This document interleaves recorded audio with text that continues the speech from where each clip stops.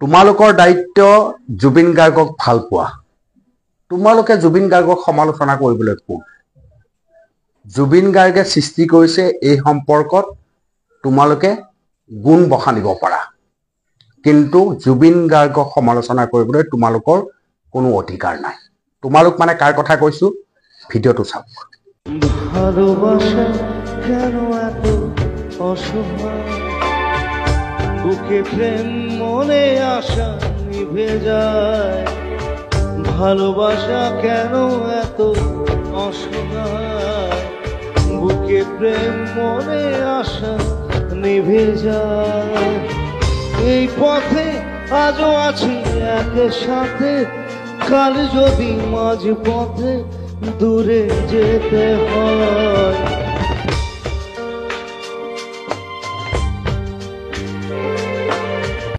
এই ভিডিঅ'টোত আপোনালোকে দেখিলে, ভিডিঅ'টোত সেই বাঙালী যুৱকজনে ক'ব খুজিছে মদ খোৱাৰ বাবে জুবিন গাৰ্গৰ সৃষ্টি নোহোৱা হৈ গ'ল, জুবিন গাৰ্গ শেষ হৈ গ'ল। কোনে ক'লে তোমালোকক? মদ খোৱাৰ বাবে জুবিন গাৰ্গৰ সৃষ্টিশীলতা নোহোৱা হৈ গ'ল বুলি তোমালোকক কোনে খবৰ দিলে? বেলেগৰ কথা বাদ দিয়া, বেংগলত কেলকাতাত আটাইতকৈ জনপ্ৰিয় দেখোন জুবিন গাৰ্গ। এতিয়া জুবিন গাৰ্গক অনুসৰণ কৰি তোমালোকৰ বাঙালী ছোৱালী মৌমিতাই দেখোন অসমত গান গাই আছে। যি মন যায় তাকে কৰাৰ প্ৰৱণতা অসমীয়া জাতিয়ে কাকো অধিকাৰ দিয়া নাই। জুবিন গাৰ্গে মদ খায়, জুবিন গাৰ্গে উদ্ভণ্ডালি কৰে, সমালোচনা আমি কৰিম, আমি অসমীয়া মানুহসকলে কৰিম। কিন্তু জুবিন গাৰ্গে মদ খোৱা জুবিন গাৰ্গে এতিয়ালৈকে কিমান হাজাৰ গান গালে সেইটোও আমি মনত ৰাখোঁ। আমি জানো টোকাৰী গীত, বৰগীত, বিয়া নামৰ পৰা আৰম্ভ কৰি অসমীয়া সংগীতক সলনি কৰি বলিউডৰ গীত গোৱালৈকে থকা মানুহজন হৈছে জুবিন গাৰ্গ। মদ খোৱাৰ বাবে জুবিন গাৰ্গ, মদ খাই জুবিন গাৰ্গৰ নিচিনা প্ৰতিভা নষ্ট হৈ গ'ল,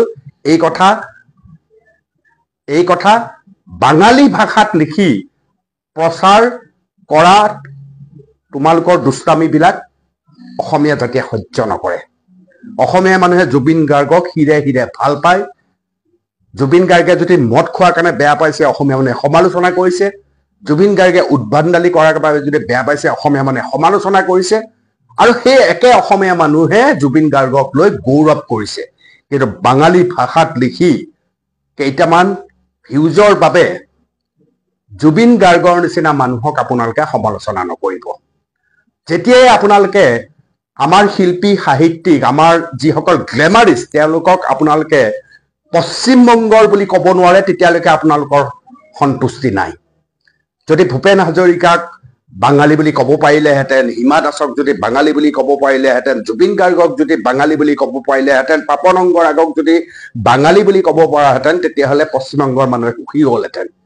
কিন্তু অসমৰ যি বঙালী সমাজ আছে, অসমৰ বাঙালী সমাজে অসমীয়া মানুহক ভাল পায়, অসমক ভাল পায়।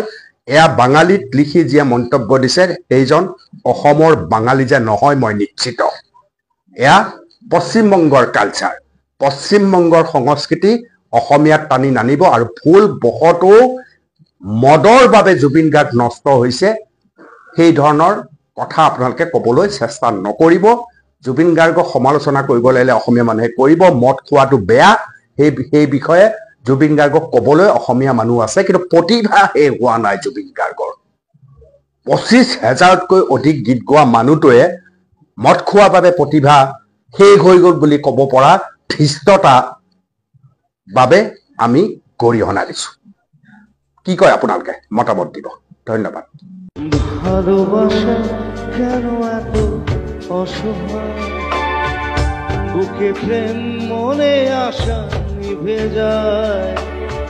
ভালোবাসা কেন এত অসহায়, বুকে প্রেম মনে আশা নিভে যায়।